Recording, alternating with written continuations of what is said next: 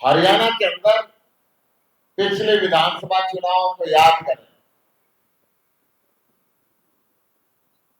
BJP और JJP के अंदर एक गुप्त समझौता हो कि तुम मुझे गाली दियो और मैं तुझे गाली दूंगा, किसानों की वोट मैं दूंगा और बाकियों की वोट तुम ले लो। दोनों को एक दूसरे को गाली दे दे के बीजेपी और जेजेपी ने वोट ली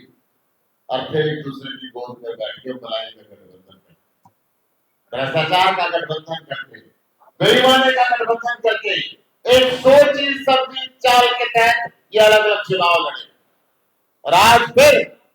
वो ड्रामा दोबारा करने के लिए जनता के सामने उस गठबंधन को तोड़ के ये कह दिया अलग अलग लड़ेंगे कि बस तू अलग वोट काटी और मैं अलग वोट काटूंगा।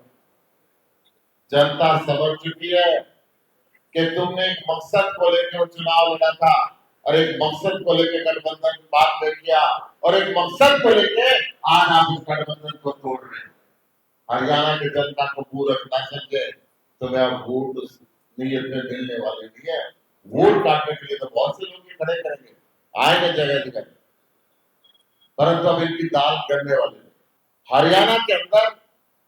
पिछले विधानसभा चुनाव को याद करें, बीजेपी और जेजेपी के अंदर एक गुप्त समझौता हो कि तुम मुझे गाली दियो और मैं तुझे गाली दूंगा, किसानों की वोट मैं दूंगा और बाकियों की वोट तुम ले लो। दोनों को एक दूसरे को गाली दे दे के बीजेपी और जेजेपी ने वोट ली और फिर एक दूसरे की गोद में बैठ के मलाई का गठबंधन करते, भ्रष्टाचार का गठबंधन करके, बेईमानी का गठबंधन करके एक सोची समझी चाल के तहत ये अलग अलग चुनाव लड़े और आज फिर वो ड्रामा दोबारा करने के लिए जनता के सामने उस गठबंधन को तोड़ के ये कह दिया अलग अलग लड़ेंगे कि बस तू अलग वोट काटी और मैं अलग वोट काटूंगा। जनता समझ चुकी है कि तुमने एक मकसद को लेकर चुनाव लड़ा था